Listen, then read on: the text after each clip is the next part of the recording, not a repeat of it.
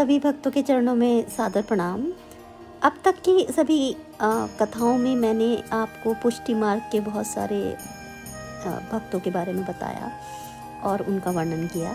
आज मैं रामानंदी संप्रदाय के एक बहुत ही सुंदर और बहुत ही सिद्ध संत के बारे में हम आज चर्चा करेंगे।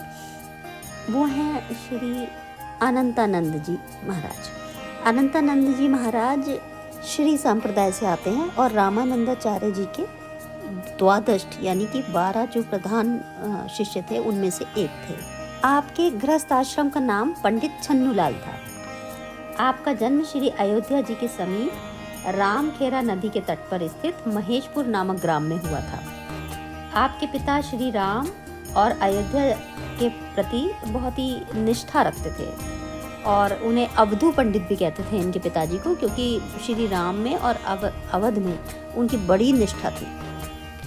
अवधू पंडित भगवती सरस्वती के भी बड़े भक्त थे। इनके पिताजी सरस्वती के बड़े भक्त थे और माता सरस्वती के आशीर्वाद से ही कार्तिक पूर्णिमा में सन 1363 ईस्वी में अनंतानंद जी का जन्म हुआ था। जैसा कि तुलसीदास जी के जीवन में हुआ, माता पिता का साया जल्दी ही सर पे से उठ गया, उसी तरह से ही पंडित छन्नूलाल जी का भी माता पिता जल्दी ही स्वर्गवासी हो गए और छन्नूलाल जी अनाथ हो गए। लेकिन कुछ ऐसे उस समय ग्वाल बाल थे जो गाय चराते थे, वो छन्नूलाल जी को अपने साथ ले लिए और उनका पालन पोषण ग्वाल बालों ने किया और अपने साथ ही जैसे वन में गाय चराने जाते हैं ऐसे ही उन्हें लेकर जाने लगे। तो छन्नूलाल जी जो हैं वो ग्वाल बालों के पुत्र समान हो गए और ग्वाल बालों के साथ ही मिलकर गौएं चराने के लिए वन में जाते थे। अब देखिए, उनका जन्म केवल एक गाय चराने के लिए तो हुआ नहीं था, वो तो एक बड़े महान संत होने थे। रामानंदाचार्य जी उनके गुरु होने थे। तो भगवान ने ऐसी लीला रची कि एक बार जब छन्नूलाल जी गाय चराने के लिए वन में जा रहे थे तो उस समय ठाकुर जी ने बड़ी सुंदर लीला रची।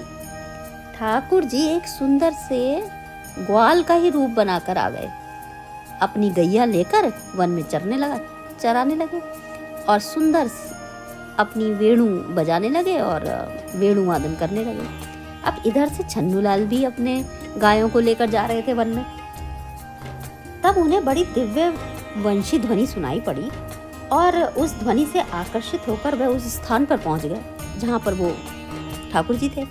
अब वे तो पहचानते नहीं थे कि ये ठाकुर जी हैं, लेकिन इतना लावण्य, इतना सुंदर स्वरूप, सुंदर सांवला सलोना छोटा सा बालक गैयों को हाँकता हुआ जा रहा है, बंसी बजा रहा है और बंसी के ऐसे मीठे शब्द घुले जा रहे हैं छन्नूलाल जी के अंतर मन में और भाव बढ़ता जा रहा है और अश्रुधारा बह रही है अपने आप ही आंखों से और भावहीन हुए चले जा रहे हैं। समझ ही नहीं आ रहा है कि ये बालक कैसे मुझे आकर्षित कर रहा है।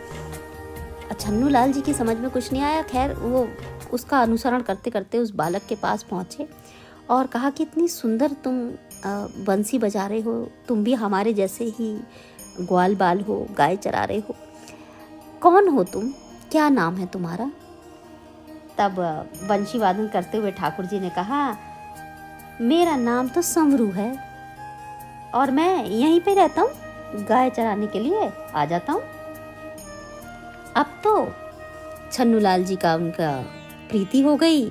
अब तो साथ साथ चलें, साथ साथ गाय चरावें, साथ साथ बैठ के खावें, साथ साथ बैठ के अपनी अपनी पोटलियाँ खोलें, एक दूसरे को खाना पीना खिलावें, गाय साथ साथ हाँकें। खूब मित्रता हो गई और दिन दूनी रात चौगनी ये मित्रता बढ़ती गई। अब तो नित्य का ये नियम हो गया, रोज गाय चराना, वंशी वादन सुनना और घनिष्ठ मित्रता होकर एक दूसरे से बतियाना, ये रोज का कार्य हो गया। और जिस दिन ठाकुर जी ना मिले उस दिन तो पंडित छन्नूलाल का तो बस पूछो ही क्या, ना कुछ भी अच्छा ना लगे, विरह हो जाए, अश्रुधारा बहवें, गाय जाने कहाँ चली जावें चरते चरते, खुद धरती पर बैठ जावें, रोवें कि हाय आज तो मिलना ना हुआ, आज कहाँ चला गया वो बालक छोटा सा जो मुझे मिला था। समरू समरू कह के पूरे वन में घूमते फिरे, हाय समरू आज कहाँ चला गया, हाय समरू आज मुझे ना मिलो, कहाँ गए हो बेटा। भाई ये इतना विरह हो जाए था। कहने की बात नहीं है कि आपके जो मित्र समरू थे वो कोई नहीं, अखंड ब्रह्मांड अधिपति गोलोकाधीश्वर भगवान श्याम सुंदर ही थे। उन्होंने प्रकट होकर छन्नूलाल जी को दर्शन दे दिए और कहा, अरे मैं कहाँ गया था, मैं तो यहीं था। अब तो छन्नूलाल जी ने उनकी बाह पकड़ ली और बस चरणों में गिर गए कि देखो समरू, तुम मुझे छोड़ के मत जाना, तुम्हारे बिना अब मुझसे रहा ना जाता। एक काम करो, तुम मुझे अपने घर ले चलो। छन्नूलाल जी का तो कोई था ही नहीं। तो श्याम सुंदर ने कहा कि ठीक है, तुम मेरे घर चलना चाहते हो तो तुम अपनी आंखें बंद करो। और जैसे ही उन्होंने अपनी आंखें बंद करी तो वो वहाँ गोवर्धन धाम में गिरिराज जी के पास पहुँच गए। वहाँ श्री भगवान ने आपको अपनी विविध लीलाओं का दर्शन कराया। इससे इन्हें अपने ब्रह्म स्वरूप का ध्यान आ गया कि मैं कोई छन्नूलाल नहीं हूँ, मैं कौन हूँ, मैं भगवान का भक्त हूँ। ऐसा उनको ज्ञान हो गया और उनकी भाव समाधि लग गई वहाँ गोवर्धन में। अब जब भाव समाधि लग गई तो बहुत टाइम बीत गया। जब भाव समाधि टूटी तब उन्होंने देखा कि अरे मैं तो उसी वन में हूँ और अकेला बैठा हूँ, गाय पता नहीं कहाँ चली गई हैं और समरू से जो भेंट हुई थी वो भी जाने कहाँ चला गया। अब तो उन्हें इतनी विरह हो गई कि गोवर्धन देख लिया, भगवान की सारी लीलाओं का ज्ञान हो गया है ना। बड़े व्याकुल हो गए कि अब तो रहा ही नहीं जाएगा, अब तो रहा ही नहीं जाएगा उनके बिना।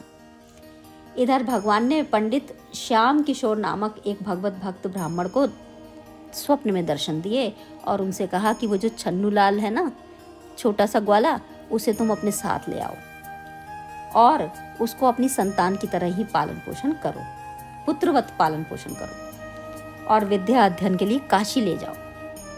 सुबह उठकर पंडित श्याम किशोर ने उस बालक को ढूंढा, भाई कहाँ है, कौन है छन्नूलाल।